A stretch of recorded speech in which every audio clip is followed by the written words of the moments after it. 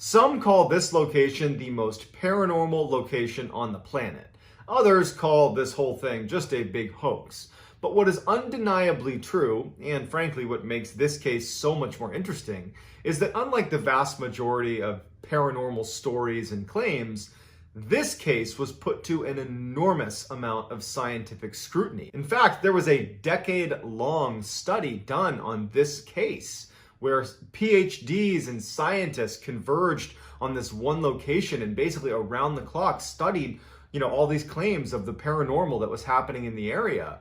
And after a decade of research, the findings are pretty mind-blowing. And the case that I'm referring to is none other than the very famous Skinwalker Ranch. So the too long didn't read version of this story is you have a family that purchases a ranch out in Utah, and as soon as they move in, they start noticing some pretty bizarre things around their property.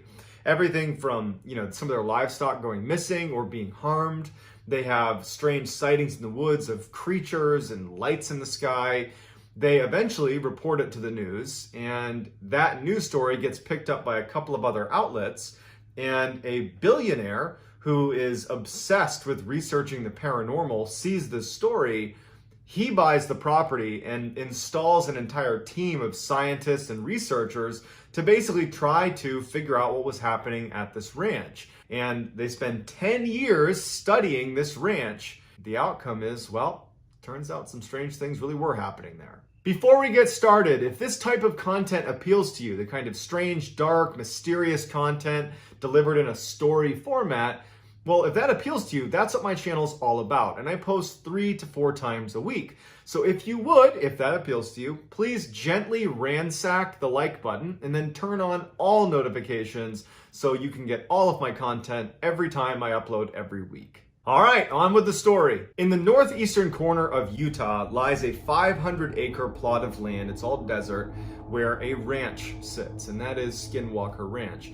It was built in the late 1800s, early 1900s, and it was actually built on a piece of land that had apparently been cursed. Prior to its construction, the Navajo tribe had a feud with the Utes Native American tribe. The Utes were selling off other Native Americans that they would capture. They would sell them into slavery to the United States. And so the Navajo, who had previously lived in the area where this ranch actually was built, they were forced off their land as the Utes came in and were rounding them up and selling them into slavery. And before the Navajo left that area, they cursed the land with what's called the Skinwalker curse. The idea was they were going to torment the Utes tribe for the hardships they had inflicted on the Navajo. The Skinwalker curse, legend has it, is this curse where these witches descend on the area and take the form or wear the skin of various predatory animals in the area, namely large wolves and foxes. They inhabit those bodies and terrorize anybody in the cursed land. At some point, this ranch is actually built on the land that had apparently been cursed. It wasn't until many years later when owners of that ranch started seeing predatory animals doing some very strange things in and around their property that they did some research on the area, learned about this curse, and then before long, the nickname had stuck. In 1994, Terry and Gwen Sherman purchased Skinwalker Ranch. It had actually been abandoned by the previous owners for the last few years, so when they purchased it, they got it for way below market price. So they are just so excited to be moving in. They breed cattle, and so they had 500 acres to let their cattle free roam. It was like the dream purchase for this family. And so when they finally do move in, like the day they move in, they don't really care that the grass is overgrown. It looks like things are kind of in disrepair. And in fact, when they go into the homestead, like the actual house on the property, they were so excited about everything that they kind of overlooked some of the strange things that they immediately noticed about the property. They go inside and every window has a deadbolt on it. The inside and outside of every door in the house, not just the doors leading outside, doors leading between rooms had locks, the front and back side. They noticed these big pikes that were driven into the ground at the front door and back door of the property with massive chains stringing off of them, which looked like pretty powerful guard dogs had been there. They're thinking to themselves, well, this is a huge piece of property. Perhaps the previous owners are a little bit paranoid because they're kind of isolated. And so They didn't really raise a red flag when, to be honest, had I moved into a property where every single door and window had multiple locks on it, they had these big guard dogs, I'd probably ask a couple questions, but you know what? Terry and Gwen, they're just so excited about this purchase that, again, they kind of just overlook it. So on the day that they are moving in, Terry and Gwen have some family members over to help them offload trucks and move stuff into the homestead. And it's during this process as they're moving things out of the truck into the house. And again, you got to remember that the house is situated like right in the middle of the property, and you can see in every direction basically unobstructed because it's basically open desert, with the exception of a couple areas that are, basically forests. And as they're offloading some of the stuff into the house, Terry looks out at one of these tree lines and he notices this huge wolf, or what looks like a wolf, pretty well off in the distance, kind of meandering its way over towards them. But it's far enough off that this is not enough to be totally worried about it. After all, Terry was a rancher and his family were fairly rugged. They carried weapons and they were used to, protecting their livestock from predators. So this was not a, oh my goodness, I can't believe a wolf is near us. It was more like, okay, let's make a note that there's a wolf walking towards us. And so Terry does, he tells his family, hey guys, just so you know, there's a wolf coming towards us right now. And the whole family is now standing near the truck and they're watching this wolf. And Terry recalled as he's staring out watching this wolf that's kind of almost walking in like a snake, like a serpentine path towards them from hundreds of yards out. It's still quite a ways out. Terry notices that there was a fence that was out where this wolf is. And the fence was pretty big, and the spaces between posts were about 6 feet. When he had a good look at the wolf next to the fence, he could tell that the wolf was at least 6 feet long. And he was thinking, are my eyes playing a trick on me? Like, that's an enormous wolf. That's the biggest wolf I've ever seen. But the wolf wasn't acting angry or aggressive. It was just kind of skulking its way towards them, very nonchalant, broad daylight. And at some point, Terry and the family, they're standing behind the truck, and Terry said that they all had this feeling that the wolf was not going to harm them. And the wolf got about 100 yards away, and Terry and his family are transfixed. And he even said he didn't understand why they weren't scared or why they weren't, running away or shooting at it or something, but they didn't. All of them are just standing there watching this wolf that's massive. And the wolf is wagging its tail and acting like a domesticated dog. The wolf comes over and goes up near Terry's father, who was there helping unload some of the gear they had. And Terry's father just kind of reflexively reaches out to start petting this. He's petting like up at his head level, this massive wolf. And the wolf just acts like a domesticated dog and kind of rubs against his hand and then starts walking away from them, just wagging its tail and not doing anything, not causing them any harm, not snarling, not growling, nothing. But just as nonchalantly as it walked over to them, it walks over to where they had a pen with a couple of cows and calves inside of this pen. And one of the calves had its head through the post that was keeping them in this cage, just kind of watching this wolf. And the wolf notices it and in an instant jumps over to this calf and immediately has the whole head of the calf in its jaws, just trying to rip it out of the cage. But it can't get it to squeeze through the cage. And so all of a sudden, Terry and his family are broken out of this weird trance. And Terry starts firing shots at the wolf. It strikes the wolf and has no impact. They run over, they start hitting it with the back end of an axe. They're trying to get this thing off of the calf because their livestock, that was their livelihood. And these are rugged people, and so they're trying to fight to save their property, to save their cows. And the wolf is just totally unaffected. It's not trying to attack Terry or his son that are trying to get rid of it. The wolf is just trying to attack the cow, but it won't let go. And finally, it just kind of gives up on the calf, starts kind of retreating. Terry ends up getting his rifle, a high-powered rifle, and takes a shot at the wolf one more time.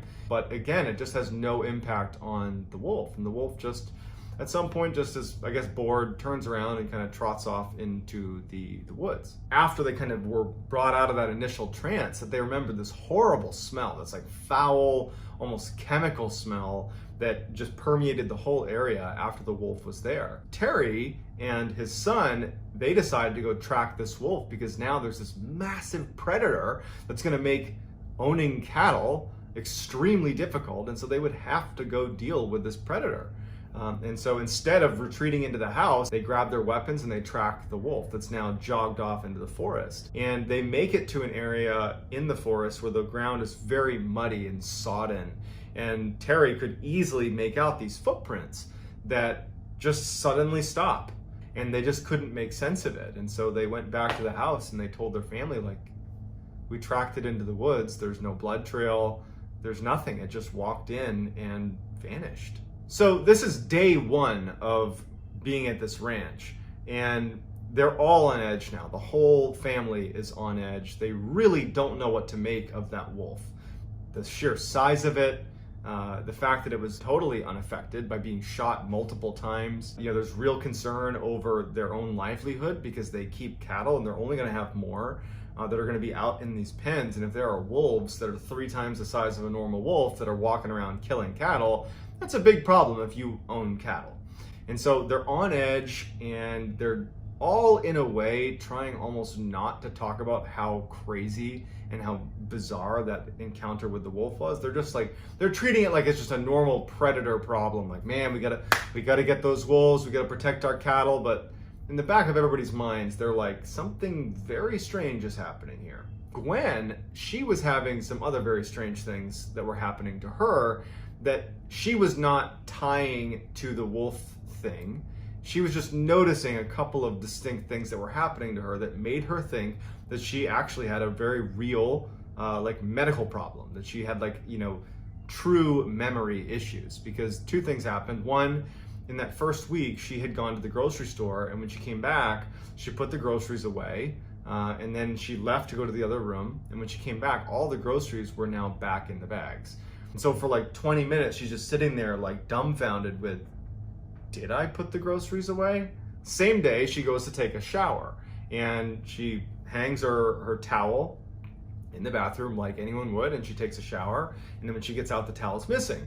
And she's like, huh. She gets another towel and she towels off, and then she finds the towel hanging up in a closet on the other side of the house. And so between the groceries and the towel, she's like, is there something wrong with me? Am I like having a stroke? Am I having a medical issue here that I'm like literally losing my mind? And it wasn't until Terry actually had a similar experience that she started to wonder if this had to do with maybe that strangeness with the wolf, that maybe there's just something odd happening about this property. And it was Terry, in that first week, he had been digging holes for a new fence. And he had this big fence digging tool. It was about 70 pounds that he was using to dig the holes for the fence. And so he had taken a break after making a bunch of posts for this fence. He took a break, left his fence digging tool, you know, at the last place he had dug a post, and he went in to grab a bite to eat, came back out, and his fence digger is missing. And initially he just goes into the house and he's like, hey, you know, to his wife, to his kids, like, did you guys move my fence digger? Like, do you know what happened to it? Like, where is it? It's not out there. And they're like, no, we've been in the house the whole time. I have no idea. And so they couldn't find it. And a week goes by, and he's out patrolling his property looking for wolves. And in the tree, like well away from where he had been digging the post before, in the tree, his fence digging tool that's 70 pounds is like 70 feet in the air, strung up in this tree. So Terry comes back to the house and he tells his family about the fence digging tool being in the tree. And that's when Gwen tells Terry about her experiences with the groceries going back in the bag and a towel being moved around the house. And everybody in the family starts to really start being scared. We can't explain what's happening on this property, and we're very isolated. And what's the deal with all these locks on all the doors? I mean, they're starting to feel really concerned. Following the fence digging tool being found, Terry started to notice lights on his property. Initially, because this was the first couple of weeks they're there, he would see lights way at the far end of his property that looked like headlights, and he would think someone must have made a wrong turn that wound up on my property, and we were kind of out in the middle of nowhere, and they'll just leave. And so when he first started seeing these lights, that's what he assumed it was, just people making a wrong turn. But he started to see it so often that he wondered if people were illegally hunting on his property. And so one night he sees these lights on his property and he goes out to investigate. In fact, he's angry. You know, he's had all these strange things happen. His family's on edge. and now he's mad and he's going to take it out on this person who's illegally hunting on his property. And he starts charging out to these lights, and he starts getting closer and closer, and he starts to realize it's not making any sound. If this was like a truck, it's not making any sound. And we're in an area where I could totally hear that if it was a vehicle, and he can't hear anything. And as he gets closer and closer, the lights start retreating from him without making a sound, and then float up into the sky and disappear. And Terry's like, what is going on here? The winter rolls around, and it's a particularly brutal winter. And one night he couldn't account for one of his cows, and so he's out looking for this one stray cow, and he searches his whole property, and there's only one area that he hasn't searched, and it's that forest where that giant wolf had disappeared after marching in there, and they tracked it in there. And so he goes in there, and as soon as he gets to the tree line, he notices there's a bunch of footprints from what looks like a cow. And he's relieved because it's probably his. He follows it into the woods, and much like the wolf that had just disappeared in that muddy, sodden area in the forest, in the same spot, the footprints that appeared to be this cow had also just, disappeared. And then over the course of the remainder of the winter, that would happen 4 more times. The animals would run away and just disappear without a trace. By the end of the winter, after all these animals have just mysteriously disappeared, Terry and his family, but Terry in particular, has really gone into full paranoia mode.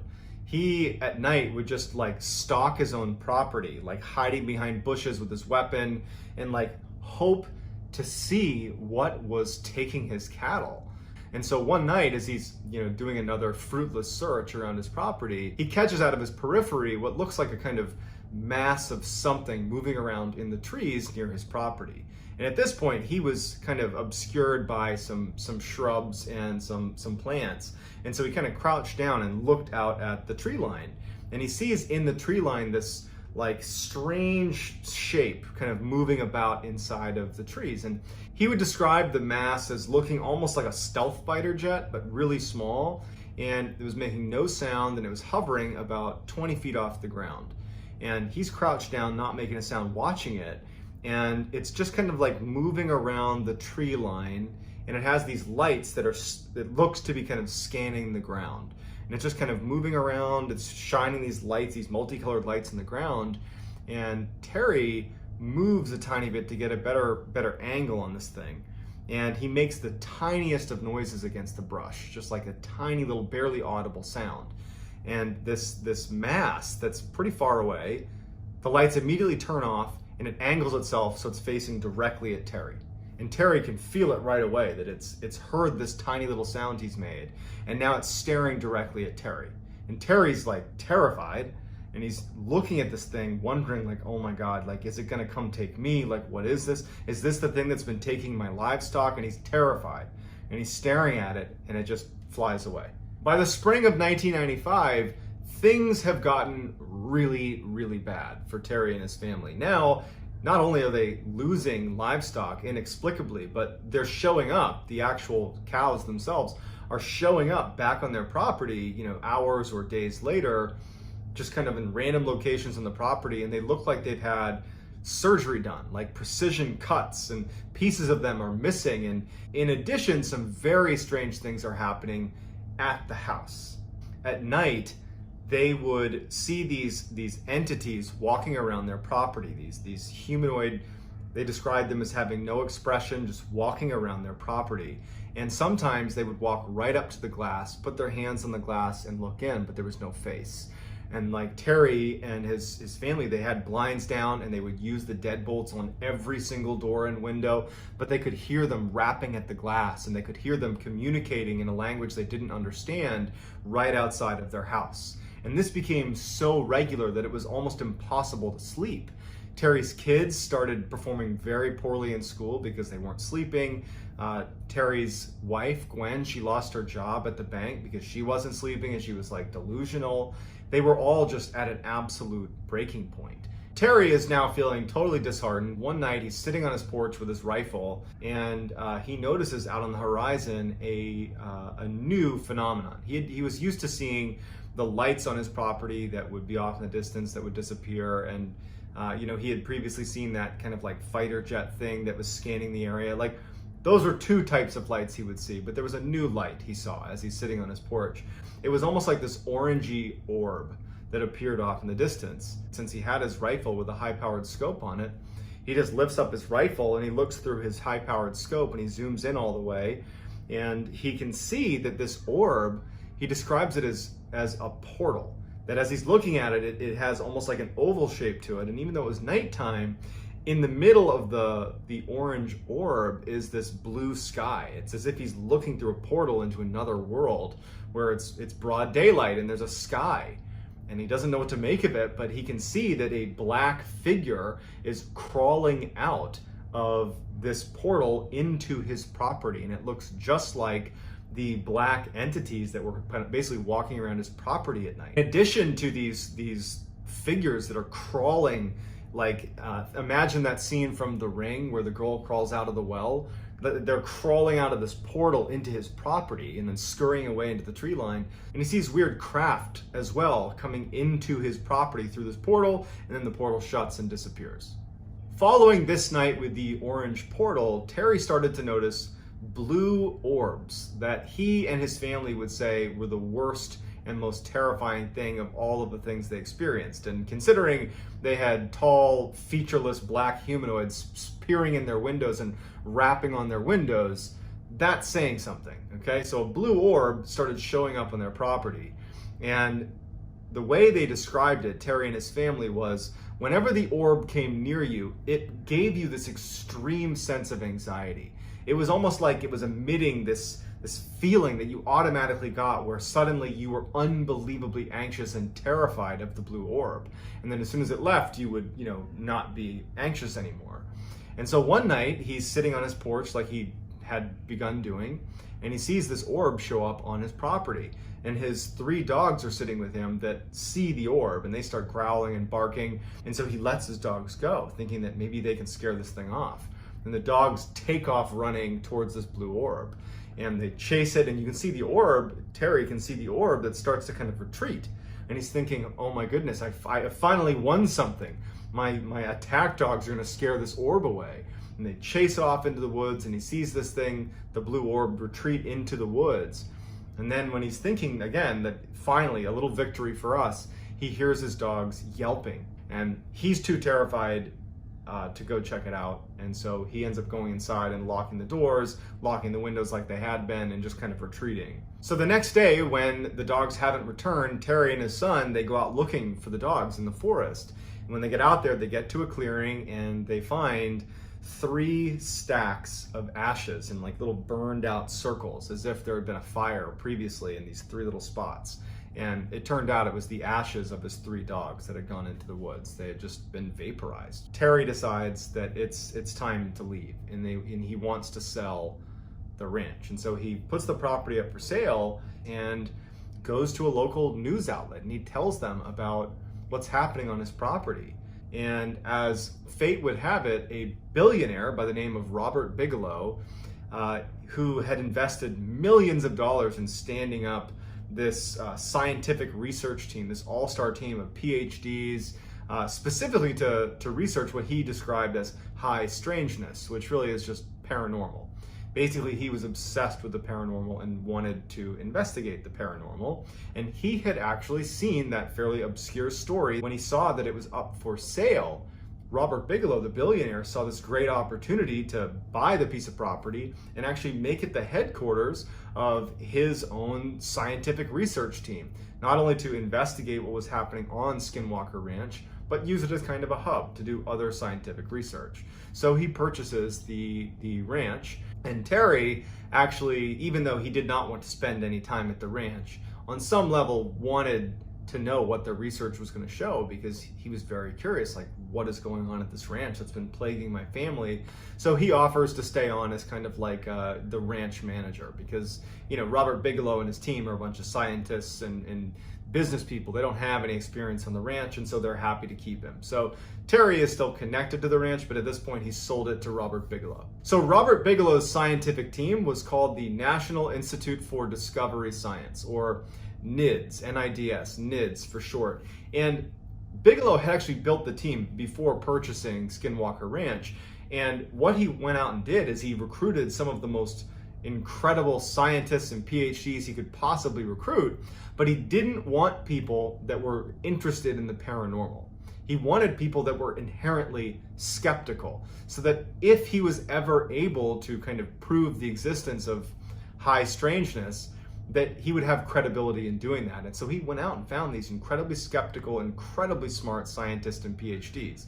And so they move into Skinwalker Ranch, and the first thing they do is they need to start doing testing to make sure that this whole, all the stories about Skinwalker Ranch coming from Terry and his family were not just some grand illusion by the family, that they could have just made it up. And so they get in there and they start running these tests. So that first year, as they're running these tests, which are largely things like, okay, let's check the environment and see if there aren't any plants that are giving off spores that could be hallucinogenic that they're breathing in. Let's check their water supply and make sure there wasn't something happening in their water supply. Let's do psychological assessments of the family. Let's ask neighbors. Let's do all of our diligence to make sure it's not something environmental or psychological. And over that first year, while they're doing this research, there isn't much activity at the ranch, save a couple of instances where there were some strange lights. So that first year is fairly uneventful, but what's important is that the NIDS researchers come to a conclusion that this did not seem like a hallucination. This did not seem like a something coming from a plant or water supply. This seemed like the Terry and his family were really experiencing something odd. They just didn't know what it was. One day, Terry and actually Gwen, who was helping him, were tagging some of the new calves, the new cows that had been born, putting these little tags in their ears. And so Gwen was there helping. And so Terry and Gwen, they tagged this new calf, put a yellow tag in its ear, and they move on and they're tagging other animals. And so for about 40 minutes, their eyes and their attention are not focused on this one calf or that one area of the ranch. They're tagging other animals. And then their dog that was with them starts growling and reacting in the direction of where this calf had been. And so Terry and Gwen turn around and they look and they don't see anything. And they start walking over. They find the calf that they had tagged about 40 minutes ago has been basically surgically dissected. And all that's left are its legs and its head. And in addition, the ear where that tag was had been removed. And so they immediately call over the NIDS researchers. So the NIDS veterinarian comes over and looks at the scene and just can't make sense of it, because the incisions on the calf were so well done that it looked like someone with real surgical expertise had done this on an operating table. There was no sign that this was done by a predator, and there was no blood anywhere. So this prompts a massive search of the property, because in many ways, this is what the NIDS researchers are looking for, are real occurrences of something that is highly strange that they can go investigate. And so all of the researchers and everybody there begins searching the property for whoever was responsible for this dissection of the cow. And they start searching the property, and the dogs, they had all these guard dogs that were kept at each of these observation posts that they had set up around the ranch as soon as the NIDS team had moved in. They were all looking in the same direction, all four of these four observation posts. And they're all cowering in the back of their cages, all looking in the same direction. And so they start making their way towards the tree line where all these dogs are looking, and they stop short when Terry says, "I see something in the tree." So they stop their car and they're looking, and in the tree is this massive wolf, this like wolf-like humanoid that's basically perched on a tree limb.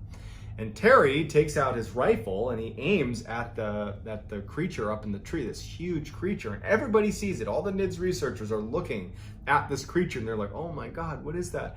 Terry starts firing at this thing and it just disappears into the woods. And so the team charges into the woods, they fan out, and they pick up a couple of tracks of this huge thing that has like this massive footprint with these huge claws, but much like the wolf that had disappeared and the cattle that had suddenly disappeared when they went into the woods, they couldn't find any traces of this thing. But they did smell this horrible stench that Terry remembered smelling. It stuck with him that first day when that large wolf had come over on the very first day they were moving in. It was that same smell, but they couldn't find this huge animal. So dumbfounded, the NIDS researchers just go back to the property and no one can make sense of it.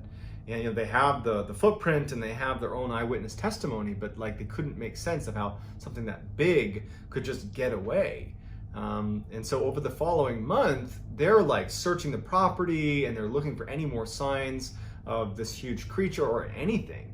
The only thing they noticed is that the guard dogs consistently stayed in their kennels and did not want to come out. They were acting like they were kind of being hunted, and they were they were cowering quite a bit, and they were scared to go out in the open, but they couldn't find anything. So it was around this time that Terry and Gwen are kind of back to doing work around the ranch, and one day they're driving off to one section of the ranch and they pass by the corral where 4 of their prized bulls were. These are very expensive animals that are all in this enclosure. And so they drive past and they take a mental note that they're seeing these bulls in this enclosure, and they drive off to the other side of the ranch where they're doing some work, tagging animals and, building fences, whatever it is they were doing. But when they come back and they round a corner where they're first able to see that corral of bulls again, they are like, where are they? Because the bulls were not in their enclosure and they weren't anywhere. And so they're panicked because these are very expensive animals, and they run over, and Terry sees that the gates to the corral are still locked, but there's no bulls in there. There's no sign of a struggle or anything. And it just so happens that right next to the corral was this fairly small trailer that hadn't been used in years. In fact, it was literally wired shut. It was just sitting there. And Terry, just for whatever reason, runs over and looks in one of the windows. And inside of this tiny enclosure are these 4 bulls, completely calm, all crammed into this tiny trailer. They could barely fit. They're not fighting with each other or anything. They're just calmly sitting there as if they're in some kind of a trance.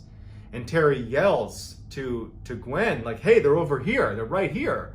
And it like startles the bulls out of their trance. They start panicking and kicking, and they end up getting them out of this enclosure, and it takes them hours to finally round them up and get them back in the corral. But they're unharmed. But it is almost impossible to get even one bull into that small of an enclosure. It would take hours to maybe be successful at doing that. To get 4 bulls into that enclosure was pretty much impossible. And to do it when they basically were calm after they were in there is also somewhat impossible. And it was important to note that Terry saw when he looked in the window that the only entrance to that trailer was wired shut still. It had not been undone. In fact, the cobwebs at the corner where the opening basically formed with the sides of the trailer, they were still intact, like it had not opened. And it made no sense how those bulls got in there. And so the NIDS researchers come over and they can't make sense of it either. Upon further investigation, the NIDS researchers found that the bars of the corral that held the bulls, a section of it had been highly magnetized. And so while they're doing this research, trying to figure out if magnetic fields has anything to do with the strange occurrences at the ranch, 2 of the NIDS researchers were on the outskirts of the property using their compass to look for magnetic fields, and they started smelling. They both reported smelling that horrible metallic, like rotting smell that other people had reported smelling anytime they saw that large wolf creature. And when they started smelling it, their compass started to flitter and then pointed away from north towards wherever the smell was. And they remember thinking that they felt like they were being watched. And it went on for a few moments, and their compass didn't waver. It was aimed in the direction of the smell, and they're both on opposite sides, pointing in the same direction. And then at some point, the smell stops, and they stop feeling anxious, and the north arrows go back to the way they should have been. And then one of the most terrifying of all of the paranormal occurrences that happened at Skinwalker Ranch happened at the very end of 1997. 2 NIDS researchers were up on a ridgeline overlooking the homestead. Every night it became commonplace to basically position NIDS researchers all over the property to basically be on the lookout for weird things that are happening. And these 2 researchers are up on this ridge, kind of obscured and hidden, and they see this orange orb take shape right near the homestead. And one of them had infrared goggles, and so he looks down at the orb, and he can clearly make out that it's this oval-shaped opening that sounded an awful lot like what Terry had seen on his porch when he saw that humanoid creature crawling out of the portal into his property. Well, these two researchers are looking at this portal, and they see the same thing. They see this black human-like creature crawling out of this orange portal onto the ground, and then it starts running up the hill towards them. And they're like frozen with fear. They start smelling that horrible rotting metallic smell as this big human-like creature bounds up the mountain, and they can hear the shale under its feet as it runs up, and it goes right past them. About 30 feet away from them, they're looking at it, and it just barrels past them at a full sprint up into the mountainside. The following year, in 1998, the activity on the ranch declined significantly. All they had was the occasional strange lights here and there, but for the most part it was done. And in fact, even though NIDS remained on the property, by 2004, the research just wasn't amounting to anything, so they pulled the plug on the operation. They did have footage of a number of the lights that were seen, but again, no one's gonna take a picture of some random lights and say, oh, there you go, proof. You know, they demonstrated that there were, you know, magnetic fields, and they have images of these calves that would reappear after looking like they'd had surgery done to them. They had hundreds of eyewitness reports. You know, they have all this information, but none of it was really definitive proof, which was very frustrating to Robert Bigelow, to Terry and his family. And the way they described it is they felt like they were dealing with an entity or a group of entities that were just consistently one step ahead of them, that they could catch glimpses of what they were doing, but it was never enough to really understand what was happening. They never felt like they were in control. It was always clear that this entity or these entities were in control of the situation, and they never were in a good position to really record hard data or get good footage. Not to mention, this is 1998, this is the late 90s. No one just had, like, you know, an iPhone they can pull out and snap pictures. You had like real cameras. And so the best they could do was some pictures of light and some of the animals that had been mutilated. There's been numerous books put together by some of the people that were a part of this NIDS research team, and to this day they believe that what they saw was a result of some paranormal activity. And to this day, many people believe that this is one of the most credible instances of paranormal activity occurring. So I'd love to hear what you think in the comments, whether you think this is a total fact or a total hoax or somewhere in the middle. I'd love to hear about it in the comments. And if you want to get in touch with me, you can message me on Instagram. My handle is johnballin416. Also, I post quite a bit on TikTok. My handle is Mr. Ballin. And that's going to do it, guys. I hope you got something out of this. And until next time, that's going to do it. See ya.